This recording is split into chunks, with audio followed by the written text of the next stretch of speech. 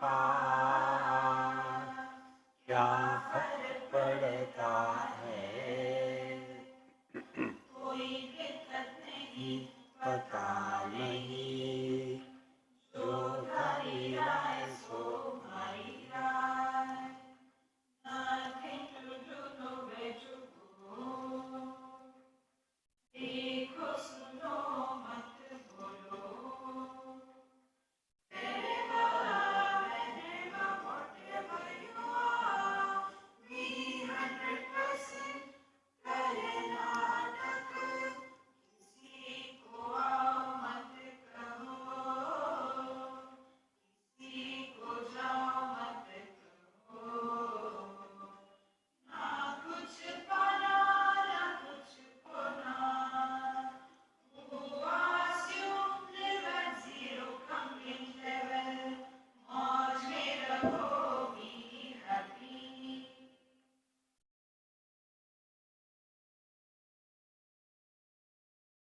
श्री कृष्णा श्री कृष्णा श्री कृष्णा श्री कृष्णा।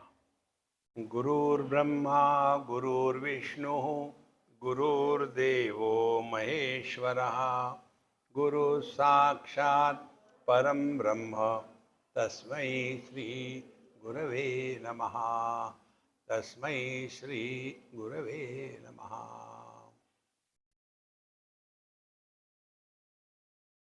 मैं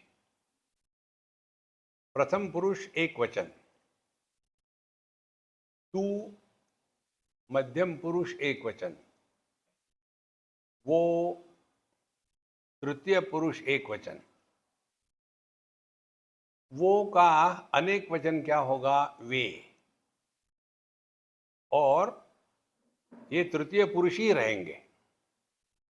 फिर तू एक वचन मध्यम पुरुष, आप सब ये भी मध्यम पुरुष ही रहेंगे, और मैं प्रथम पुरुष एक वचन, इसका बहुवचन या अनेक वचन क्या होगा, मैं का हम में सब पुरुष आ जाते हैं।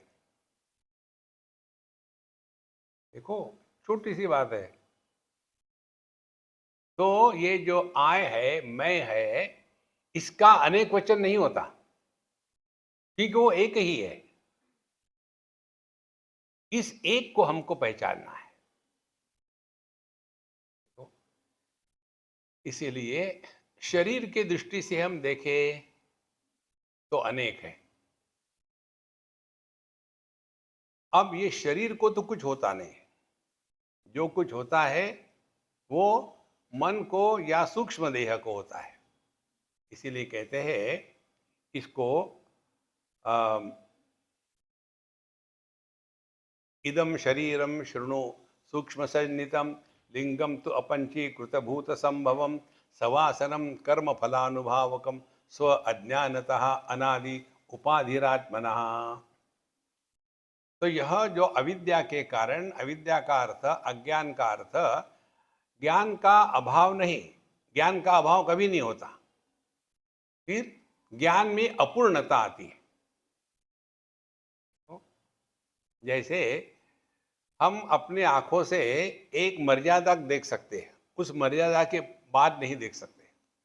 और यदि हम ये दुराग्रह करें कि जो मुझे अपने आंखों से दिखता है उसी को मैं स्वीकार करूंगा, और वो जो मुझे आंखों से नहीं दिखता उसको मैं स्वीकार नहीं करूंगा, तो हम अविद्या, अज्ञान या माया के क्षेत्र में हैं। और इसके कारण, अविद्या के कारण, अपूर्ण ज्ञान के कारण विक्षेप होते हैं। माने वहां कोई तो भी खड़ा है लगता है, अब कौन खड़ा है ये मालूम नहीं, कोई तो भी खड़ा है लगता है वहां। और फिर मन में विक्षेप आएंगे, कोई चोर तो नहीं, डकैत तो नहीं, मुझे लूट तो नहीं ले रहा है, यहां से मैं जाऊंगा तो। और इसीलिए हम हिम्मत करके अपना फोन निकालते हैं और टॉर्च जलाते हैं। तो वहां एक खंबा था, तो कोई है, यह ज्ञान है, लेकिन क्या है ये मालूम नहीं, तो ये हो गया अज्ञान। तो इसी अज्ञान के कारण कौन सा अज्ञान है? हमने अपने आप को क्या माना है? क्या मैं पति पत्नी भाई बहन माँ बाप सास ससुर हूँ? क्या मैं स्थूल देह हूँ, स्त्री पुरुष ब्राह्मण क्षत्रिय वैश्य शूद्र? क्या मैं सुखी दुखी हूँ, सक्सेसफुल हूँ, फ्रस्ट्रेटेड हूँ? क्या मैं पढ़ा लिखा हूँ, ज्ञानी हूँ? अब ये मैं की एक यहाँ महफिल बन गई है। कितने मैं हैं अंदर। जब हम कहते हैं कि मैं बड़ा दुखी हूँ, तो डिफाइन मैं, कौन मैं? या सीधी बात है, शादी के बाद कौन होता है? वही दुखी है। देखो संतो, इसीलिए एक ही मैं, एक ही पुरुष अनेक उपाधियों के कारण अनेक प्रतीत होता है, और इस प्रतीति को जब हम सत्य मानते हैं, तब हमको कोई भी मदद नहीं कर सकता। देखो, यदि पानी में पड़े हुए प्रतिबिंब को लेकर के हम डर गए कि अरे बाप रे, मैं तो गिर गया, अब मेरा क्या होगा, तो आपको कोई मदद नहीं कर सकता, क्योंकि प्रतिबिंब दिखता है लेकिन होता नहीं।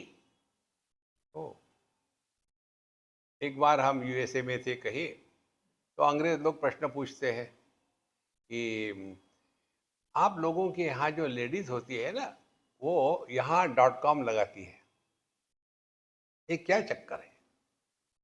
हमने कहा चक्कर नहीं है वो, अब तुम उसके पीछे चक्कर मारना छोड़ दो, वो शादीशुदा है, अब तुम्हारा नंबर नहीं लग सकता। ओहो, ऐसा है। हाँ, फिर आदमी के कोई तो वहाँ .com नहीं होता, तो उसका क्या चिन्ह है कि कोई आदमी विवाहित है, मैरिड है? जरूरत ही नहीं, चेहरे से ही पता चलता है ये शादीशुदा है। शादी के बाद आदमी के चेहरे पर तेज आता है। देखो महाराज, कौन है ये मैं? पति है मैं कि आदमी है मैं? आदमी है मैं कि सुखी दुखी है मैं? सुखी दुखी है मैं, या ये जागृत पुरुष है मैं? ये जागृत पुरुष है मैं कि सच्चिदानंद तत्व है मैं? कौन है मैं? कहां हम फंसे हैं? इसीलिए यह स्व अज्ञानतः अनादि उपाधि आत्मनः, तो ये जो हमारा सूक्ष्म देह है, यही परमात्मा पर, अपने स्वरूप पर ये उपाधि चढ़ गई। देखो, इसको यदि आप पकड़ लो ठीक से, तो अनेक समस्या आपकी समाप्त हो जाएगी। देखो, मन पर उपाधि चढ़ी दृष्टि की, तो वो मन को ही कहते हैं दृष्टि, क्योंकि चश्मा लगाया, दृष्टि तैयार हो गई। उसी मन पर कान चढ़ा दिए, तो मन को कहते हैं श्रवण शक्ति। उसी मन पर नाक चढ़ा दिया, तो उसको कहते हैं पोकिंग एबिलिटी। नाक से पोक करते हैं ना, डोंट पोक योर नोज। तो है तो मन एक ही मन उपाधि के कारण अनेक प्रतीत होता है, लेकिन होता एक ही है। इसी प्रकार से एक ही तत्व पर पंच महाभूतों की उपाधि चढ़ा दी, तो जीव बन गया। उसी एक तत्व पर, ब्रह्म पर, परमात्मा पर, भगवान पर, तीन शब्द एक ही है। वेदांत में जिसको ब्रह्म कहते हैं, योग में उसको परमात्मा कहते हैं, और भक्ति में उसको भगवान कहते हैं। तीनों शब्द एक ही को लगाते हैं। तो पंच महाभूत, पंच कोशों की उपाधि चढ़ गई, तो बन गया जीव। नाम रूप की उपाधि चढ़ गई, तो बन गया जगत। माया की उपाधि चढ़ गई, तो बन गया ईश्वर। तो ये जो तीन उपाधियों के कारण तीन बन गया एक से, जीव, जगत और ईश्वर। और तीनों में सामान्य क्या है? सामान्य है सत्ता। जगत है माने होना, ये सत्ता है। जगत है, जीव है, ईश्वर है। तो एक ही सत्ता पर ये तीन उपाधियों के कारण अनेकता प्रतीत होती है, और इसको हम मानना शुरू करते हैं कि ये रियल है, संसार शुरू हो गया। अब और थोड़ा चिंतन करें। ये तीन में से माने तीन कौन हो गया? जीव, जगत, ईश्वर। जगत के लिए संसार नहीं है। देखो, चाहे आप गंगा जी की पूजा करो, चाहे उसमें दुनिया भर के गटर खोल दो, गंगा जी को कोई फर्क नहीं पड़ता। अग्नि में चाहे आप आहुति डालो या कूड़ा करकट डालो, अग्नि को कोई फर्क नहीं पड़ता।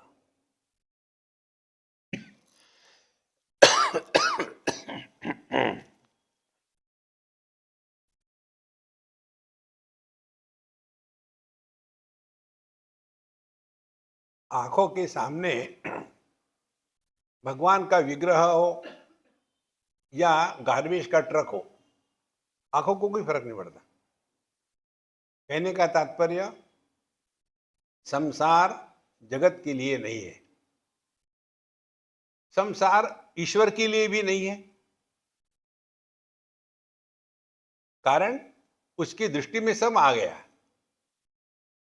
हमारी दृष्टि कैसी है जीव की? मैं इस देह में हूं, उस देह में नहीं हूं, ये देह मरेगा तो मैं जाऊं तो जाऊं कहां? फिर तुम्हारे कर्म के अनुसार एक देह से निकल करके अब जा रहा है, ढूंढ रहा है कहाँ मिलती है जगह, कहाँ मिलती है जगह। और फिर एक गर्भ में एक बोर्ड मिलता है, TO स्पेस लेट, LET, जगह खाली है। तो ये जो छोटा i.com है, वो जा करके ये टू और लेट के बीच में घुस गया, तो उसका बन गया टॉयलेट। देखो महाराज, सुनने के लिए कितनी बढ़िया कहानी लगती है, लेकिन ऐसा है नहीं। तो दुखी होता है जीव, संसार है जीव के लिए। देखो, तो साधना क्या करनी है, किसने करनी है? साधना उसने करनी है जो दुखी है। कौन सोता है? शरीर नहीं सोता, मन नहीं सोता, मैं सोना चाहता हूं, अब मैं थक गया हूं। और ये जो मैं सोना चाहता था, वो करता क्या है? एक एक उपाधि का त्याग कर दिया। अब ऑफिस नहीं, बिजनेस नहीं, पत्नी नहीं, पति नहीं, बच्चे नहीं, अब कुछ नहीं, आप मुझे डिस्टर्ब मत करो। सबका त्याग करते करते जिसने सबका त्याग कर दिया है, आखिर में उसका भी त्याग हो जाता है। और इसीलिए चिंतन करो, कौन सोता है? नींद में सोने वाला नहीं होता। करो चिंतन। इसीलिए यह अपना स्वरूप है, स्व अज्ञानतः अनादि ही उपाधि आत्मनः। तो ये जो अज्ञान अपूर्ण ज्ञान है, तो अपूर्ण ज्ञान कहाँ से शुरू हो गया? कि मैं पति पत्नी भाई बहन माँ बाप, फिर थोड़े ऊपर उठे तो मैं स्त्री पुरुष, थोड़े ऊपर उठे तो मैं जीव, और ऊपर उठे तो मैं साधक, और ऊपर उठे तो मैं परमात्मा। वो था ऊपर उठना है। उद्धरेत आत्मनात्मान, उत्हरेत, ऊपर उठाओ अपने आप को। इसीलिए इस एक ही तत्व जिसको हमने संबोधित किया है सामान्य सत्ता या निरुपाधिक सत्ता, कोई उपाधि मत चढ़ाओ। अभी के अभी एक्सपेरिमेंट, पति पत्नी बनो और विचार करो।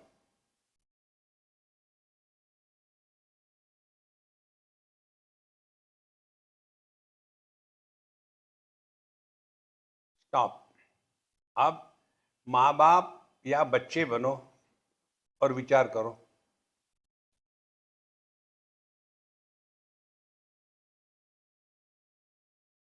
स्टॉप। अब तीसरा एक्सपेरिमेंट, कुछ मत बनो, रिमेन एज नोबडी। करो विचार।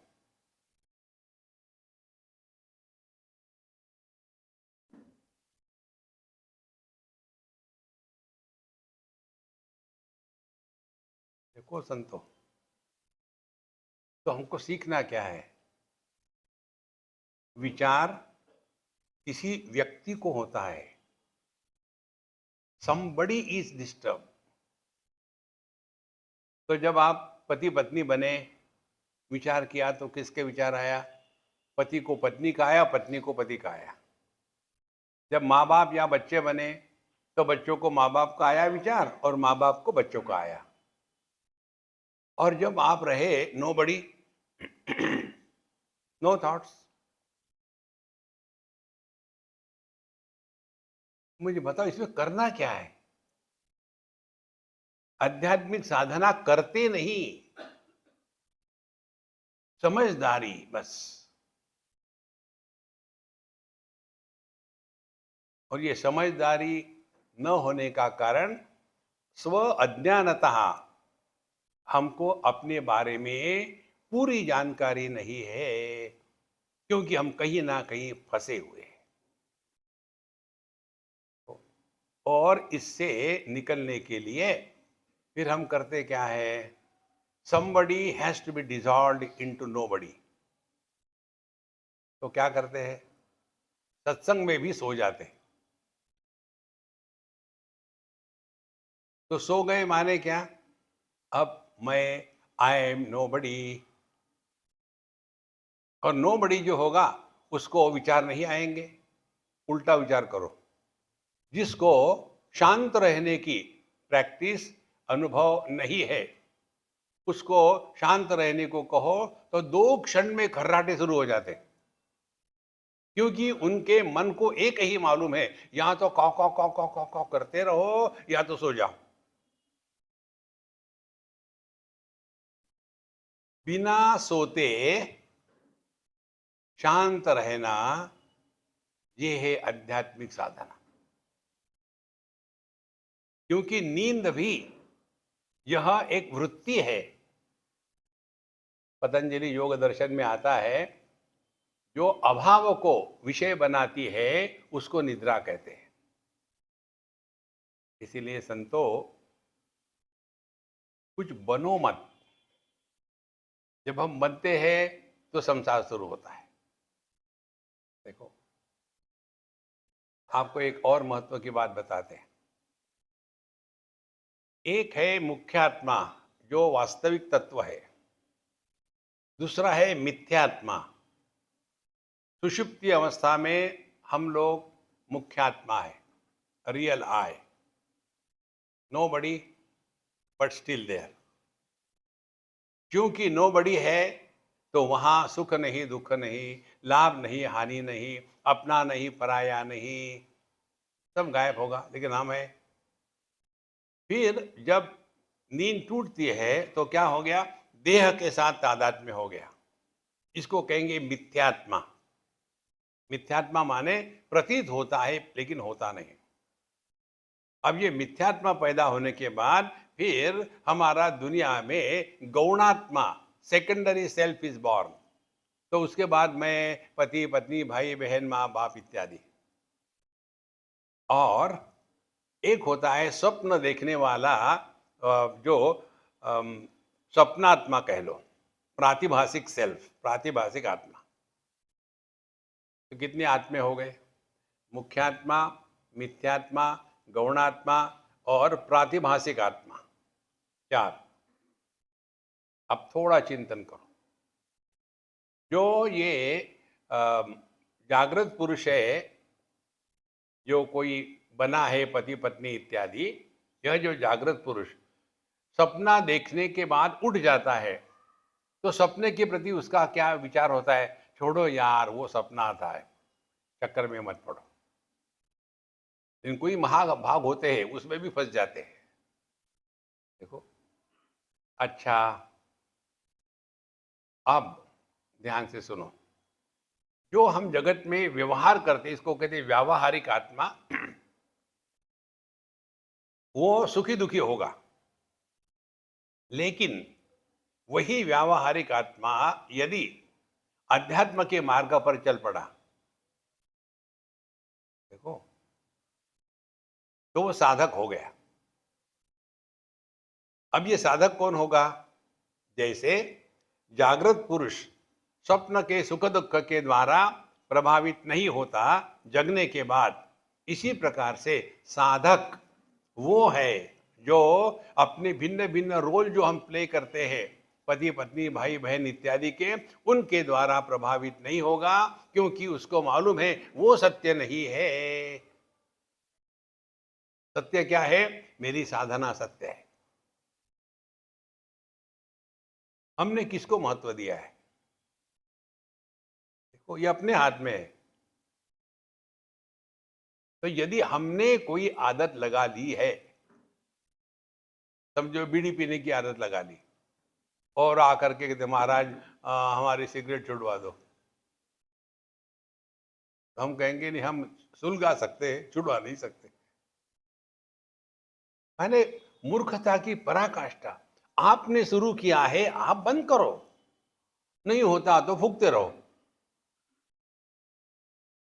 देखो, उपनिषद कहती है नायम आत्मा बलहीने न लभ्य। ये जो छुई मुई ब्रांड होते हैं ना, थोड़ा कुछ हो गया तो गंगा यमुना सरस्वती त्रिवेणी संगम, उससे कुछ नहीं हो रहा जीवन में। तो यह जो दूसरी उपाधि है, तो पहली उपाधि क्या हो गई? स्थूल देह जागृत पुरुष बना। दूसरी उपाधि है सूक्ष्म देह, तो कहते हैं यह जो स्वप्न पुरुष है, स्वप्नो भवति अस्य विभक्ति अवस्था स्वमात्र शेषेण विभाति यत्र स्वप्नेत बुद्धि स्वयमेव जागृत कालीन नाना विधवासनादिभिः कर्त्रादि भावं प्रतिपद्य राजते यत्र स्वयं ज्योति अयम परात्मा। स्वप्न भवति अस्य विभक्त अवस्था। तो ये जो स्वप्न पुरुष है, जिसने इस सूक्ष्म देह को धारण कर लिया है, वो केवल स्वप्न में रहता है।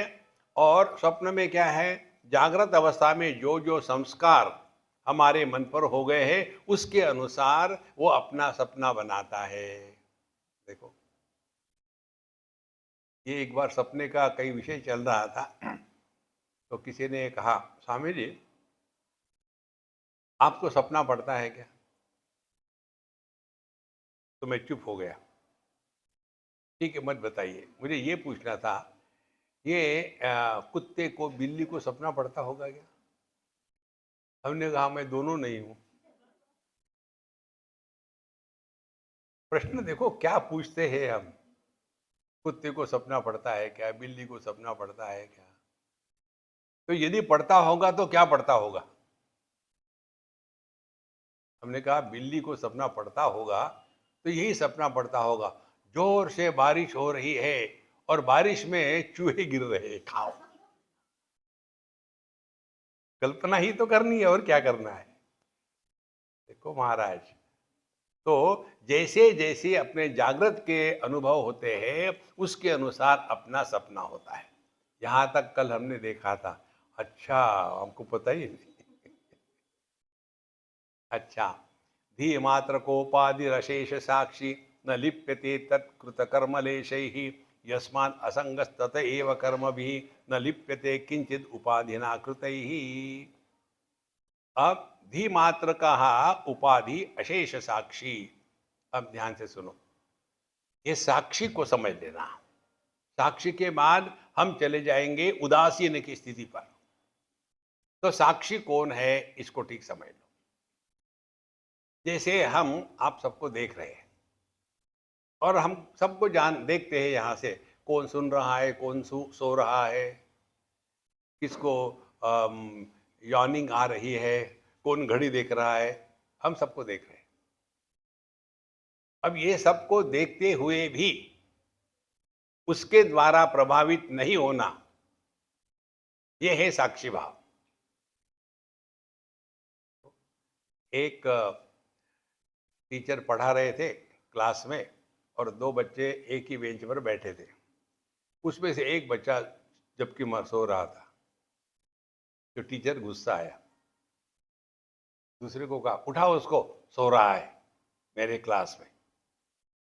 तो बच्चा कहता है मैं क्यों उठाऊं, आपने सुलाया।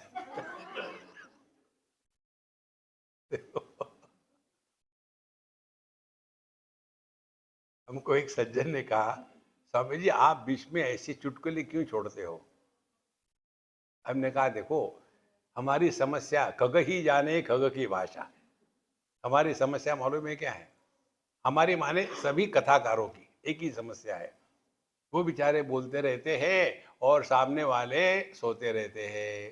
तो यदि भागवत की कथा हो, रामायण की कथा हो, तो जब देखते हैं कि पब्लिक सो रही है, तो फिर सियावर रामचंद्र की जय, जग गए। अब हम तो वैसा नहीं कर सकते, तो बीच में कुछ चुटकुला छोड़ दिया तो सब हंसते हैं, और ये कुंभकर्ण ये उस डिस्टर्बेंस से जग जाता है और फिर पूछता है,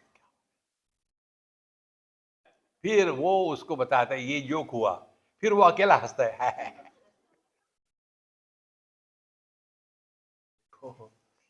प्रोफेशनल प्रॉब्लम्स। तो ध्येय मात्र को उपाधि अशेष साक्षी। तो जो बुद्धि के सभी विकारों को देखने वाला, लेकिन बुद्धि के विकारों के द्वारा जो प्रभावित नहीं होता, उसको कहते साक्षी, अशेष साक्षी। तात्पर्य क्या हो गया? भी साक्षी की साधना कैसे करोगे?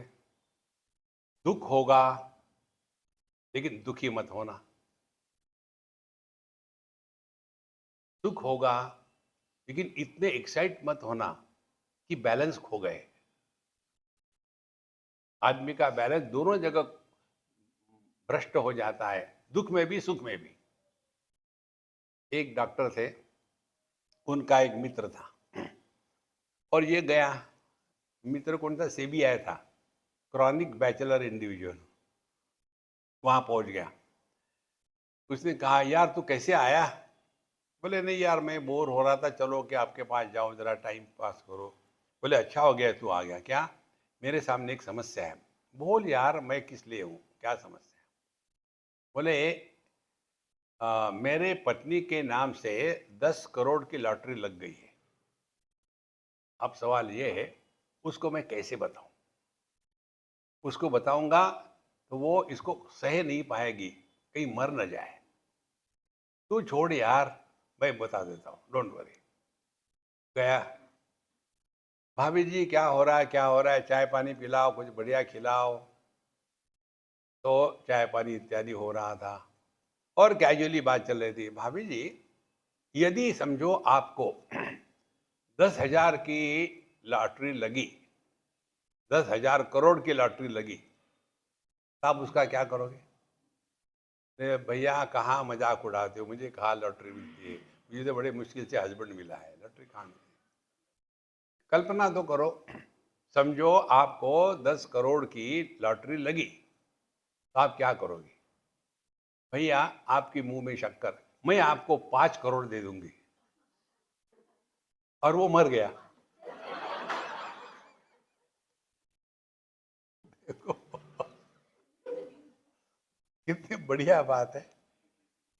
आदमी केवल दुख के कारण ही अपना सत्यानाश नहीं करता, खुशी में भी अपना सत्यानाश करता है। जीवन के संतुलन को टूटने मत दो, ये है साक्षी भाव। साक्षी भाव का तात्पर्य नहीं हमेशा मुंह फुलाए बैठे, नहीं, रिलैक्स। देखो अभी आते आते एक मुझे व्हाट्सएप आया, स्वामी जी ये प्रॉब्लम हो, मैं क्या करूं क्या करूं क्या करूं? रिलैक्स रिलैक्स रिलैक्स, 3 भेज दिया। दिमाग और तबला हमेशा चढ़ा के नहीं रखते, जब काम होता है ना तभी उसको चढ़ाते हैं, तब उसमें से अच्छा बोल निकलता है। इसी प्रकार से दिमाग जब काम है तब ठीक है, बाकी रिलैक्स। देखो ये योगा वाले जो होते हैं ना, हमेशा परेशान रहते हैं, जहां भी जाएंगे रिलैक्स होके सुनो। श्रवण करते समय श्रवण, खाना खाते समय खाना खाओ, सोते समय सो। कितनी सिंपल है साधना, लेकिन वो हम समझते नहीं। इसलिए धी मात्र कोपादि अशेष साक्षी न लिप्यते तत्कर्म कृत तत्कृत कर्मलेश ही। तो मन में बुद्धि में कोई भी विकार आ जाए, उन विकारों को हम समर्थन ना करें। तो देखो इतना कष्ट हो गया, किसी के भी जीवन में आता है दुख, तो दुखी होता ही है ना। तो वो मैं हूं, दुखी हूं तो हो रहा हूं दुखी। Never justify you are miserable. जो आदमी ज्यादा दुखी होता है उसका अहंकार बहुत तगड़ा होता है। जो कम दुखी होता है उसका अहंकार कम होता है। जो दुख से परे है उसके माध्यम से प्रभु प्रकट हो रहे हैं। इसीलिए मौज में रहो, बी हैप्पी। न लिप्यते तत्कृत कर्मलेश ही यस्मात् असंगः तत एव कर्म भी न लिप्यते किंचित उपाधिना कृत ही। यस्मात् असंगः, क्योंकि यह जो साक्षी है, जो सबको प्रकाशित कर रहा है लेकिन किसी के द्वारा प्रभावित नहीं होता। अब ये दूसरा तत्व आपको बता रहे हैं। पहला तत्व क्या बताया? सत्ता को लेकर के जो निरुपाधिक सत्ता है, जो निर्विशेष सत्ता है, वो हमारा स्वरूप है। अब दूसरी बात कहते हैं जो प्रमाण निरपेक्ष ज्ञान है वो हम है। अब प्रमाण निरपेक्ष ज्ञान माने क्या? ये वस्तु क्या है, तो इसको जानने के लिए प्रमाणों की आवश्यकता है। तो आंखें चाहिए, हाथ चाहिए, स्पर्शेंद्रिय चाहिए, घ्राणेन्द्रिय चाहिए, रसना चाहिए, तब इस वस्तु का ज्ञान होगा। अच्छा, जिस वस्तु को एक भी गुण नहीं है, शब्द स्पर्श रूप रस गंध नहीं है, किसको नहीं है? मन को नहीं है। तो हम अपने इंद्रियों के द्वारा मन को ग्रहण कर सकते हैं क्या? नहीं कर सकते, क्योंकि मन को शब्द स्पर्श रूप रस कुछ भी नहीं है। मन का क्या आकार है? दृष्टि केवल आकार को ग्रहण कर सकती है, निराकार को दृष्टि ग्रहण नहीं कर सकती। कान केवल शब्द को ग्रहण कर सकते हैं, शब्द के अभाव को ग्रहण नहीं कर सकते। लेकिन फिर भी शब्द के अभाव का भी तो ज्ञान होता है ना। तो ये शब्द के अभाव का ज्ञान जिसके द्वारा हो रहा है वह साक्षी है। देखो, तात्पर्य क्या हो गया? अनुभव के समय अनुभवकर्ता का जन्म नहीं हुआ तो आपने आध्यात्मिक साधना सीख ली है।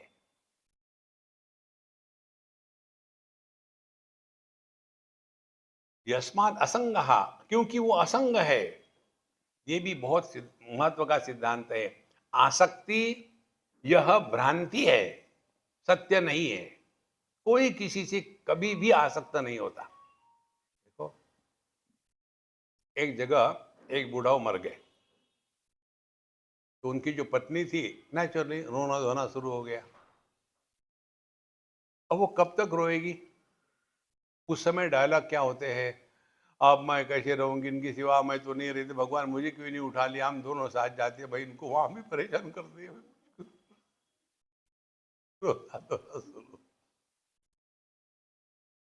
और बाकी के जो है बच्चे बच्चे ये सुन रहे हैं, मम्मी आप छोड़ो, अब हो गया ना, कुछ नहीं, देखो जल्दी जाना है, लेट हो जाएगा, और सब क्रिया कर्म करना है। और उसके बाद ले गए, उसको फूंक दिया। फिर अब बच्चे सुन रहे थे, जब उनका देह शांत हो गया था, इनके सिवा मैं जिंदा नहीं रह सकती, मैं कैसे रहूंगी। एक दिन हो गया, एक महीना हो गया, एक साल हो गया, 5 साल हो गए। और फिर बच्चे कहते, मम्मा उस समय तुम कह रही थी ना उनके सिवा तुम जिंदा नहीं रह सकती, क्या प्रोग्राम है? कितने साल चले गए, मैं आसक्त हूं, ये भ्रांति है। कोई किसी से आसक्त नहीं। बिल्कुल स्पष्ट समझ लो, इसमें करना कुछ नहीं है, समझना है। कारण क्या है? जो प्रकाशक होता है, ज्ञान कभी भी कलुषित नहीं होता। बिल्कुल सिंपल बात है। दृष्टि जब लाल रंग देखती है तो कलुषित नहीं होती, लाल नहीं होती। पीला देखती है तो पीली नहीं होती, कलुषित नहीं होती। देखो, हमारे कान भगवान का नाम सुनते हैं या किसी की गाली सुनते हैं तो कान पवित्र अपवित्र नहीं होते। मन में अच्छे बुरे विचार आते हैं, मन को कुछ नहीं होता। इतना ही क्या, हम अपने देह से भी आसक्त नहीं है। यदि देह से आसक्त होंगे तो सोएंगे ही नहीं। सोना माने क्या? देह से तादात्म्य त्याग देना। तो कहां आसक्त है? इसीलिए भगवान कहते हैं आसक्ति ये भ्रांति है। यस्मात् असंगः तत एव कर्मभिः न लिप्यते। इस सब का तात्पर्य क्या है? यह देह, स्थूल देह, ये कर्म के द्वारा प्रभावित नहीं होता। ये सूक्ष्म देह, ये भी कर्म के द्वारा प्रभावित नहीं होता। यदि हम अपने इस कर्तृत्वाभिमान को हटा दें, मैंने ये किया, मैंने वो किया, एक छींक नहीं रोक सकते। मैंने किया, क्या किया हमने? देखो, न लिप्यते किंचित उपाधिना कृतैहि। शरीर से कुछ भी हो रहा हो, हमको कुछ फर्क नहीं पड़ता।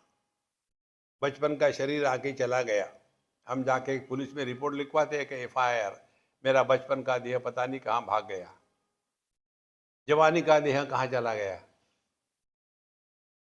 देखो संतो, इसीलिए न लिप्यते किंचित उपाधिना कृतैहि। उपाधि के द्वारा जो भी हो रहा है, उसके द्वारा जो तत्व है वो प्रभावित नहीं होता।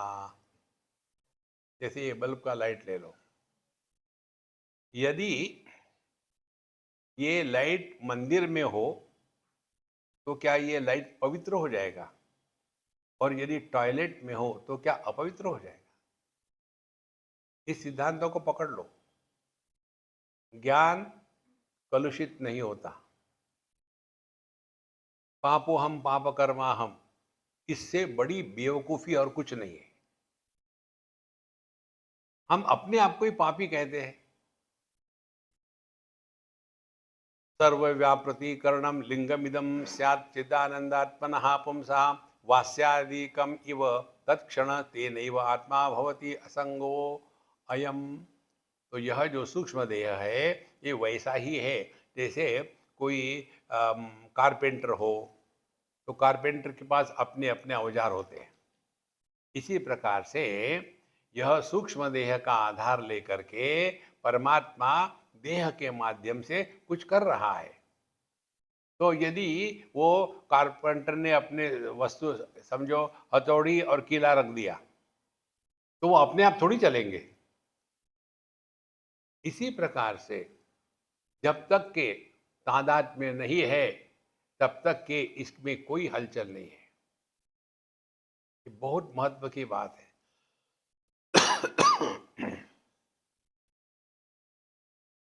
वास्यादिकम तक्षण तेनैव आत्मा भवति असंगोयम। तो जैसे यह जो कारपेंटर है सभी औजारों के साथ रहता है लेकिन उसके द्वारा प्रभावित नहीं होता, इसी प्रकार से हम इंद्रिय मन बुद्धि इनके द्वारा प्रभावित नहीं होते।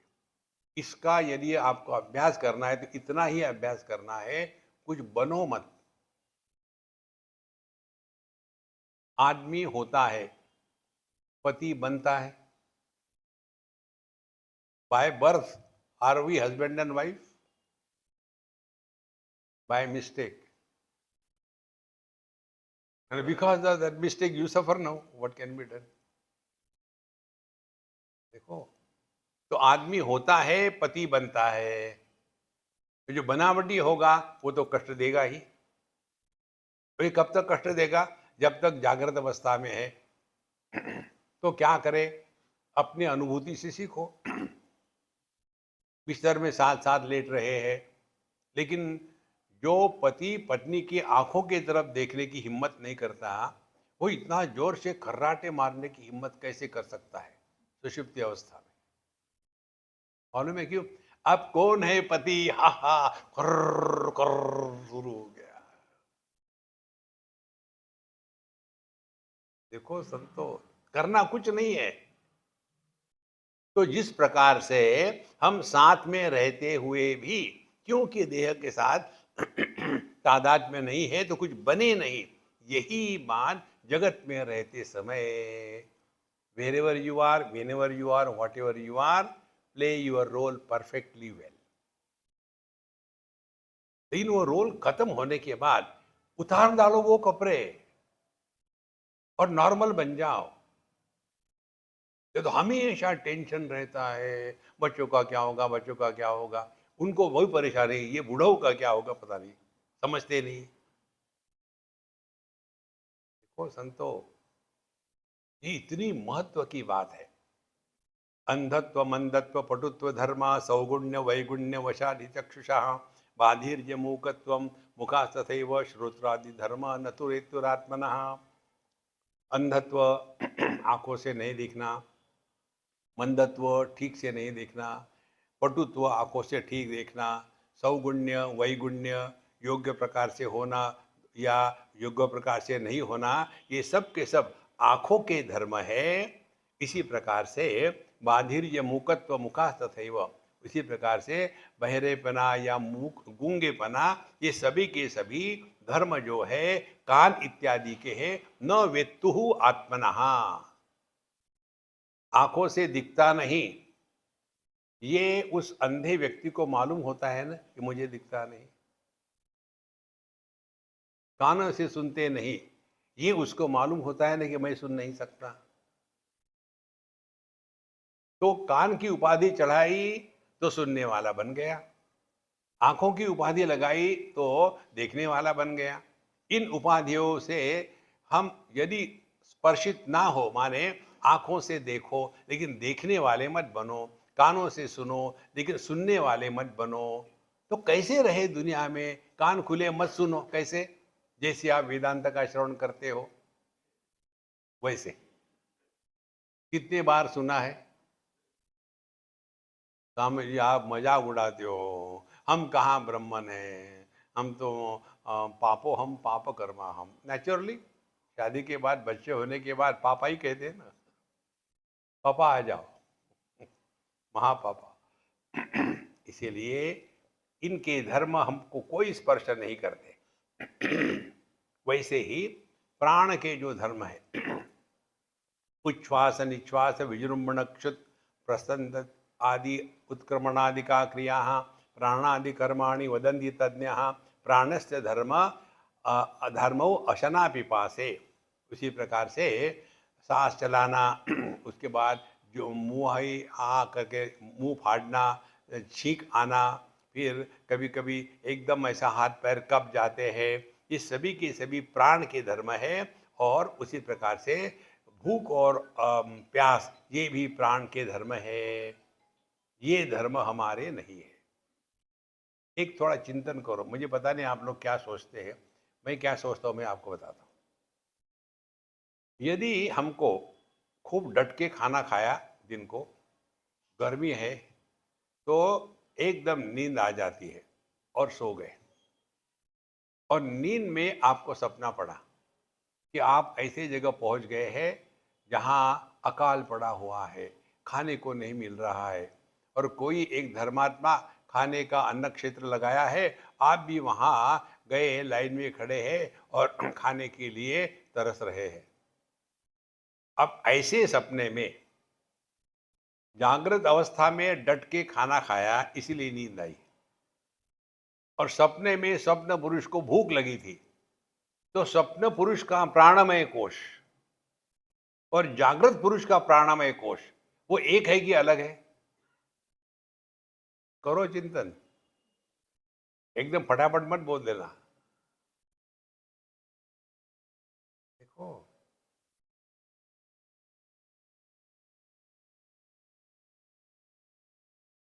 बिल्कुल सिंपल बात है, कोई कठिन नहीं है, चिंतन करो। तो जागृत अवस्था में स्थूल देह के साथ प्राणमय कोश, और स्वप्नावस्था में स्थूल देह नहीं है लेकिन सूक्ष्म देह तो है ना। तो सूक्ष्म देह क्या है? सूक्ष्म देह तीन चीजों की खिचड़ी को सूक्ष्म देह कहते हैं। प्राणमय कोश, मनोमय कोश और विज्ञानमय कोश। प्राणमय कोश ये बात कर रहे हैं, मनोमय कोश माने सुख दुख का स्थान, और विज्ञानमय कोश माने कर्तृत्वाभिमान, मैं करता हूं, और आनंदमय कोश माने भोक्तृत्वाभिमान, मैं भोगता हूं। इसीलिए ये सब चीजें जैसे जैसे सूक्ष्मता से चलती है वैसे वैसे आप अंतर्मुखी होने लग जाते हो। अंतर्मुखी होना माने डिप्रेशन में नहीं जाना। आप जितने ज्यादा अंतर्मुखी होगे उतने हल्के फुल्के रहोगे। किसी भी चीज को लेकर के गंभीर सीरियस होना ये अध्यात्म नहीं है।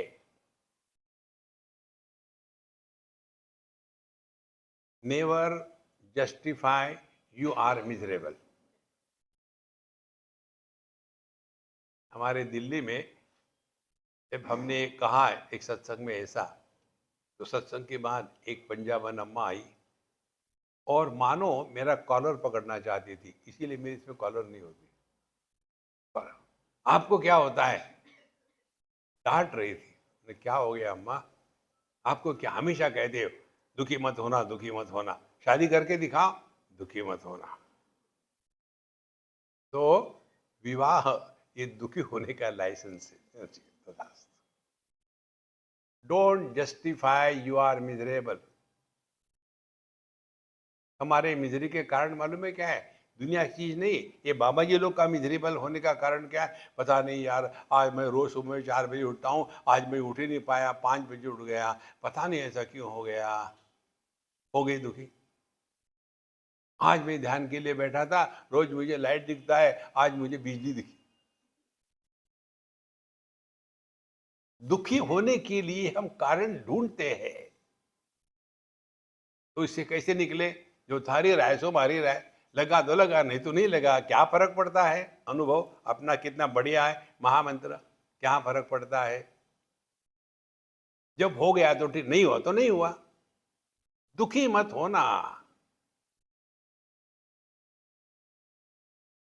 हम जब खाना खाते हैं ना, तो ये जो माताएं होती है ये हमको देखती रहती है हम कैसे खाते हैं। पहले हमको सॉरी, पहले आप ले लो। कारण क्या? यदि आप खाने के बाद जिंदा रहोगे तो हम सबको दे देंगे,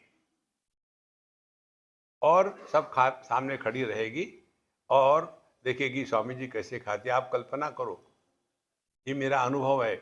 आप खाना खा रहे हो और 4-6 माताएं आपकी तरफ टुकुर टुकुर देख रही हो, कितना कंफर्टेबल फील होता होगा। अब मुझे उसमें आदत हो गई। अभी ऐसा कोई ना हो तो अटपटा लगता है, अरे कोई। तो एक बार मैं ऐसे खाना खा ले बैठा और चपाती ली, दाल में डुबकी मारी, कुछ नहीं निकला। फिर सब्जी ली, अचार लिया और उसका कौर बनाया, और जब वो मैं अपने मुख के पास ले जा रहा था, मेरा ध्यान उसकी तरफ नहीं था, माताओं के चेहरे की तरफ था। उनका मुंह धीरे धीरे हो गया। इसको कहती है तादात्म्य। और उसके पश्चात फिर मैंने उस अम्मा को बुलाया, अम्मा प्लीज कम। उसको खिलाया कि मैं खाने के पहले भगवान कृष्ण को खिलाता हूं, आज आप मेरे लिए भगवान कृष्ण हो। आ गई। बाद में आकर के रोना धोना शुरू। स्वामी जी अब क्या होगा? मैंने, कुछ नहीं होगा, आज तक क्या हो गया? नहीं, आज एकादशी है और आपने मुझे चावल सब्जी चपाती खिलाई, अब क्या होगा? कुछ नहीं, नरक में डायरेक्ट नॉन स्टॉप फ्लाइट, नरक में चले जाओ। अब सिद्धांत की बात सुनो। मैंने खाया इसीलिए पाप पुण्य। अब खाना पेट में गया, जाने के बाद कॉन्स्टिपेशन हुआ तो महापाप, डिसेंट्री हुई तो महापुण्य। देखो, आपको बुखार आया है तो पाप है कि पुण्य है? कारण क्या है? जिसमें मैं नहीं जुड़ता वहां पाप पुण्य निर्माण नहीं होते। और हमारा कितना होता है, मैंने ये किया, मैंने वो किया, मैंने बच्चों के लिए ये किया, मैंने बच्चों के लिए ये किया। किसने कहा था बच्चे पैदा करने के लिए? बच्चे पैदा के भुगतो तो देखो कितना अभिमान होता है। ये बात स्पष्ट समझ लो, माँ बाप को बच्चों की जरूरत होती है, बच्चों को माँ बाप की जरूरत नहीं होती। ये समझते नहीं है ना, इसी के कारण ये संसार शुरू होता है। अंतःकरण में तेषु चक्षुरात् दिशु वर्ष्मणि अहमित्याभिमानेन तिष्ठति आभास तेजसा। तो अब हमने अभी तक क्या देखा? स्थूल शरीर का देखा, फिर मन का देखा, प्राणों का देखा। अब आते हैं हम अपने विज्ञानमय कोश में, जहां मय का जन्म होता है। कहते हैं अंतःकरण में तेषु चक्षुरादिषु वर्ष्मणि अहम इति अभिमानेन तिष्ठति आभास तेजसा। अब ये जरा टेक्निकल है, ध्यान से सुनना। एक बकेट है समझो पानी की, और उसमें पानी है, और आकाश में सूर्य है। तो क्या फेनामेना होगा? सूर्य का प्रकाश दो प्रकार से होगा। एक तो सूर्य के सामान्य प्रकाश में वो बकेट, वो पानी और सब कुछ दिखेगा, और दूसरा उस सूर्य का प्रतिबिंब पानी में पड़ेगा, और वो प्रतिबिंब से दूसरा प्रकाश का स्रोत निकलेगा। तो दो प्रकाश हो गए, एक रिफ्लेक्टेड लाइट और दूसरा जो प्रतिबिंब से निकला है। देखो अब और चिंतन करें, ये जो प्रतिबिंब से लाइट निकला है वो किस पर अवलंबित है? वो पानी पर। पानी यदि मटमैला हो तो प्रतिबिंब ठीक से नहीं होगा, और उससे प्रकाश भी वैसे ही कम से कम निकलेगा। यदि पानी साफ सुथरा हो तो प्रकाश भी एकदम तेज जैसा निकलेगा, जैसे सूर्य का है। और यदि पानी हिल रहा हो तो प्रकाश भी हिलता हुआ दिखेगा। और यदि पानी स्थिर हो, बिल्कुल डिस्टर्ब ना हो, तो जैसे सूर्य प्रकाश हिलता नहीं, वैसे ये रिफ्लेक्टेड लाइट का जो बीम है वो भी नहीं हिलेगा। अब ये समझ में आ गया हो तो अपने में आ जाओ। शरीर हमारा बकेट है। इस शरीर में अंतःकरण या मन रूपी या बुद्धि रूपी पानी है, और इस पानी में चैतन्य का प्रतिबिंब पड़ा है। और यदि ये पानी या बुद्धि एकदम डल विटेड होगी, हमेशा शांभवी मुद्रा, तमोगुण, तो प्रकाश कैसा होगा?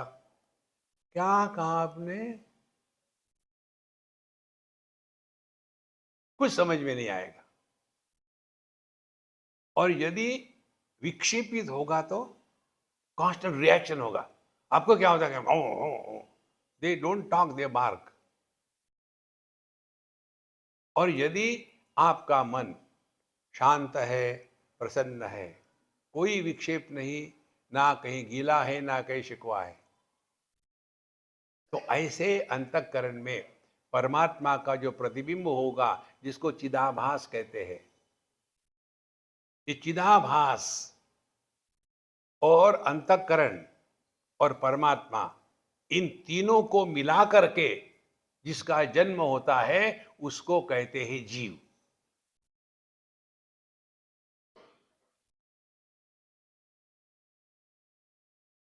अब अपने में आ जाओ, आराम से देख पाओगे। आदमी है परमात्मा, पत्नी है वो पानी या दर्पण। उसमें जो प्रतिबिंब है आदमी का, उस प्रतिबिंब को हमको लखाना हो तो क्या हम कहेंगे प्रतिबिंब इंडिपेंडेंट है?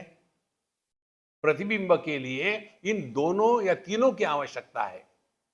तो प्रतिबिंब की परिभाषा क्या होगी?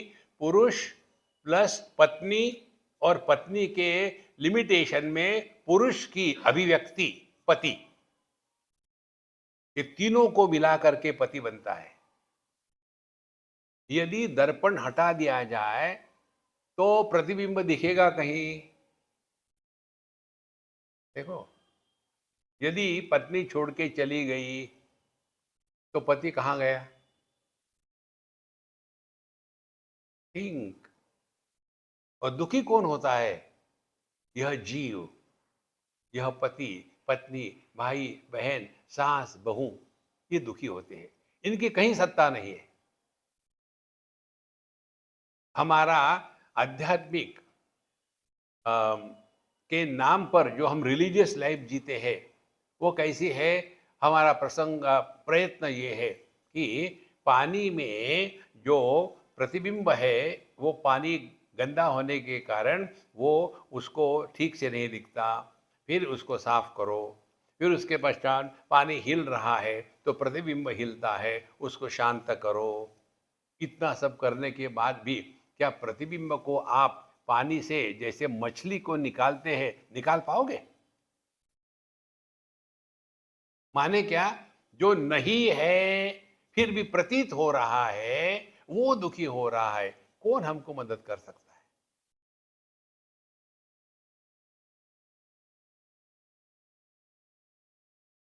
इसीलिए कुछ बनो मत बाबा, कुछ बनो मत। फिर कैसे रहे जगत में? Wherever you are, whenever you are, whatever you are, be 100%। कैसे? कर्नाटक। कैसे कर्नाटक? जैसे आप वेदांत का श्रवण कर रहे हैं वैसी दुनिया की बातें सुनो। किसी ने आपको कहा कि you are very beautiful, don't take it seriously. एक बार शायद न्यूजीलैंड की या ऑस्ट्रेलिया की बात है, हम हमारे फ्रेंड के साथ जा रहे थे। उसकी लड़की होगी 18-20 साल की। अब मैं हूँ आलसी, अब वहाँ तक नीचे जाना समुद्र के पास। हमने कहा यार तू जा, मैं यहाँ से देखता हूँ। कहा जी आप चलो ना, how come you are so lazy, कितना, how beautiful it looks, look at it. तो मैंने कहा देखो, तू मुझे छेड़ो मत, मैं नहीं आऊँगा। बोले आके तो देखो, how beautiful it looks. 2-3 bar how beautiful it looks उसने कहा। तो मैंने कहा मालूम है तुमको, that which looks beautiful is never beautiful. What do you mean? I said, for example, you look beautiful. Next 3 days she did not talk to me. ये जो माता पिता होते हैं ना, बच्चों को ऐसा गलत ज्ञान दे देते हैं, मेरी बेटी कितनी सुंदर है, इसके जैसे तो कोई है ही नहीं, बिल्कुल। और वो बेवकूफ वो सोचने लग जाती है कि मैं सुंदर हूँ, मैं सुंदर हूँ। वैसे ही ये बच्चों को लेकर के, मेरा बेटा इतना इंटेलिजेंट है, इतना इंटेलिजेंट है, और जब दुनिया में चला जाता है धक्के खाता है, डिप्रेशन में चला गया।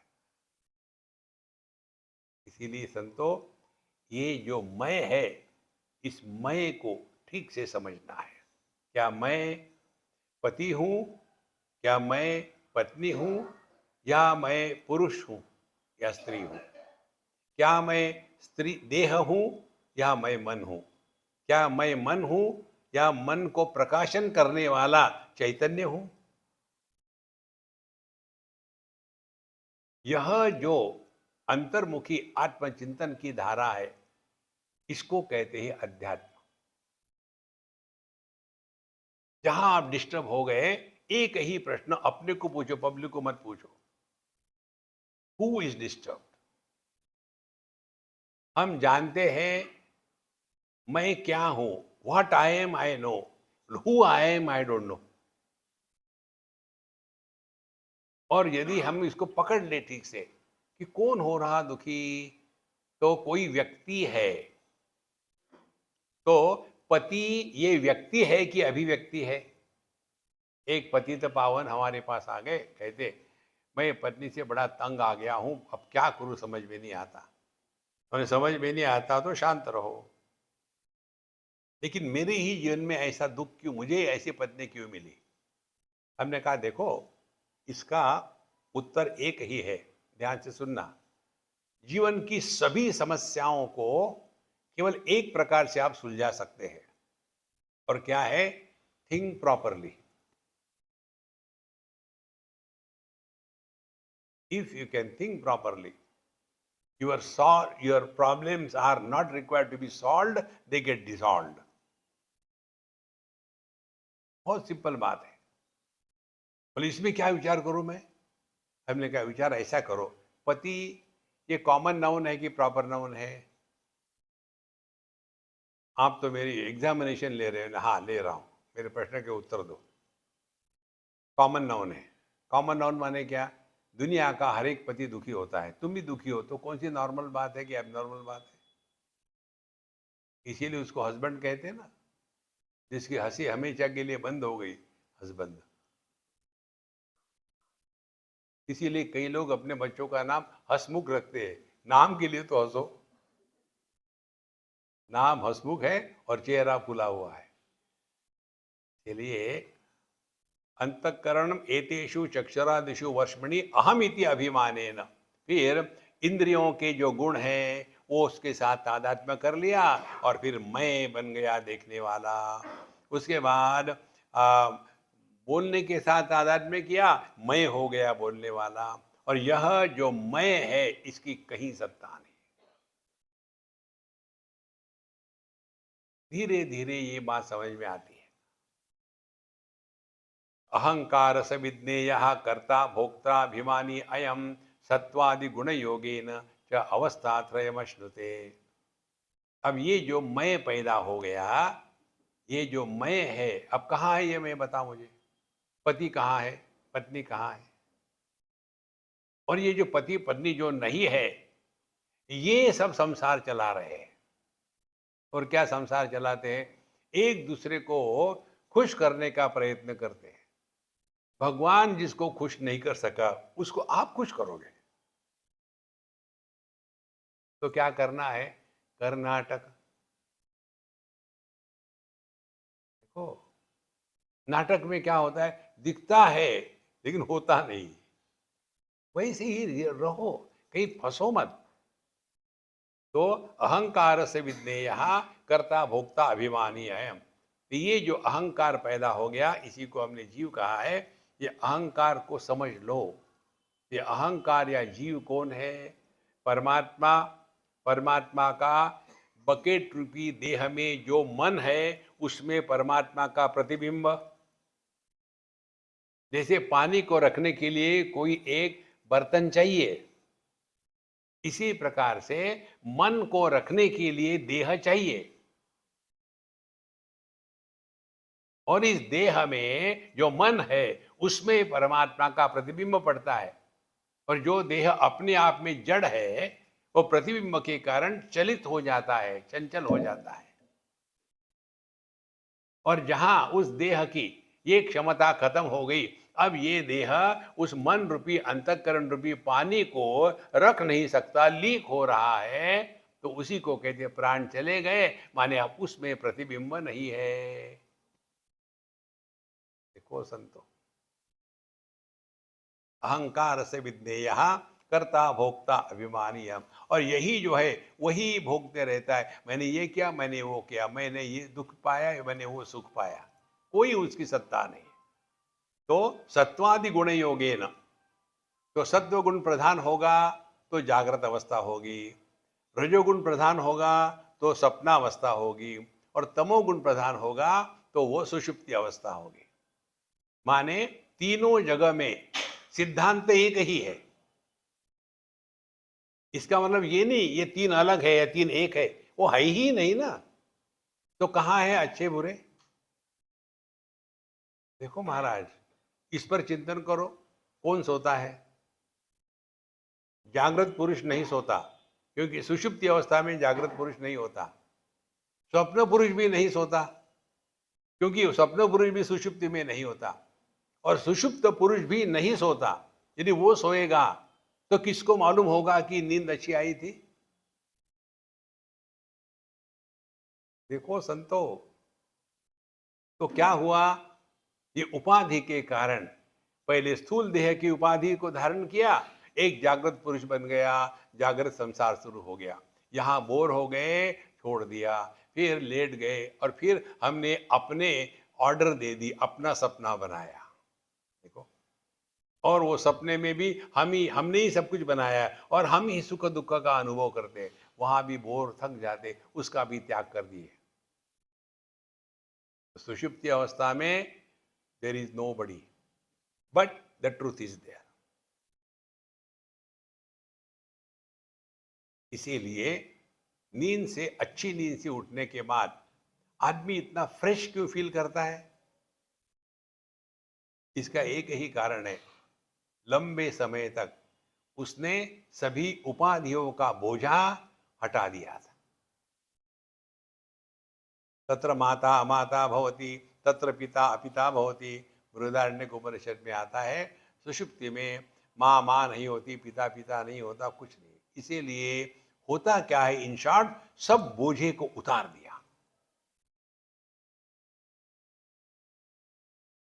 और ये बोझा क्या है? काल्पनिक है, वास्तविक नहीं है। तो मैं अमीर हूँ, मैं गरीब हूँ, मैं सक्सेसफुल हूँ, मैं फेलियर हूँ, कहाँ है ये? केवल मन की ही तो कल्पना है। देखो, एक कल्पना करता है, यार मुझे रहने के लिए यदि कहीं एक आधी झोपड़ी भी बना लूँ तो रह लूँगा। उसको झोपड़ी मिलती है, कल्पना शांत होती है क्या? यार झोपड़ी में कब तक रहेंगे, कम से कम 1 BHK तो होना ही चाहिए। 1 BHK मिल गया। उसके बाद यार ये छोटा पड़ रहा है, एक आध कमरा और चाहिए, 2 BHK, वो मिल गया। 3 BHK और मिल गया। फिर बम्बई में कहीं बाहर भी एक रहने के लिए अपना स्थान होना चाहिए।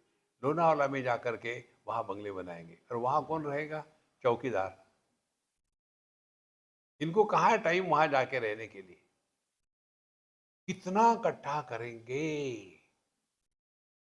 ध्यान अपने स्वरूप की तरफ रखो महाराज, और फिर जगत में जो नाटक करना है करो। इसीलिए सभी समस्या का समाधान इस एक शब्द में है। जीवन कृष्ण लीला है या राम लीला है? लीला में सब दिखता है, हो रहा है, होता कुछ नहीं। जैसे अपनी ये सत्संग लीला है, मानो सब सुन रहे हैं।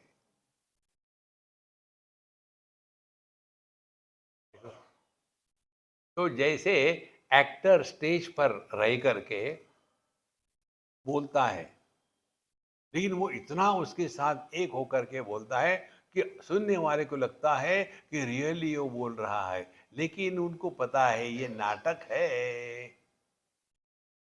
देखो संतो, अहंकार सविज्ञेय कर्ता भोक्ता अभिमानी अयम सत्वादि गुण योगेन अवस्था त्रयम अश्नुते।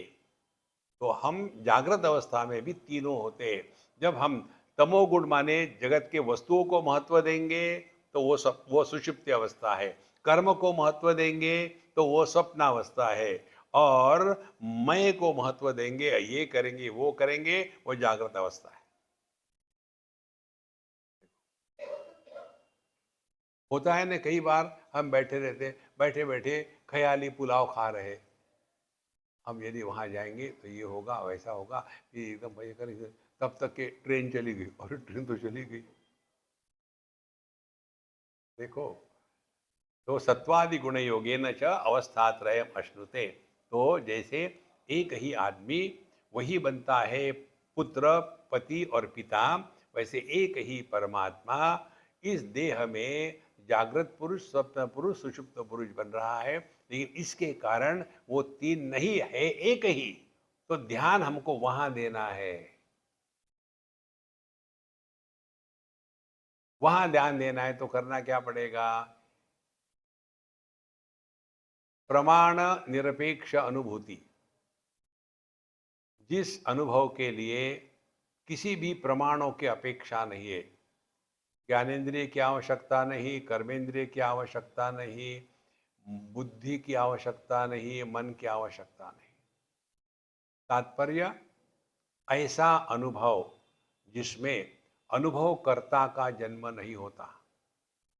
Experience without an experiencer.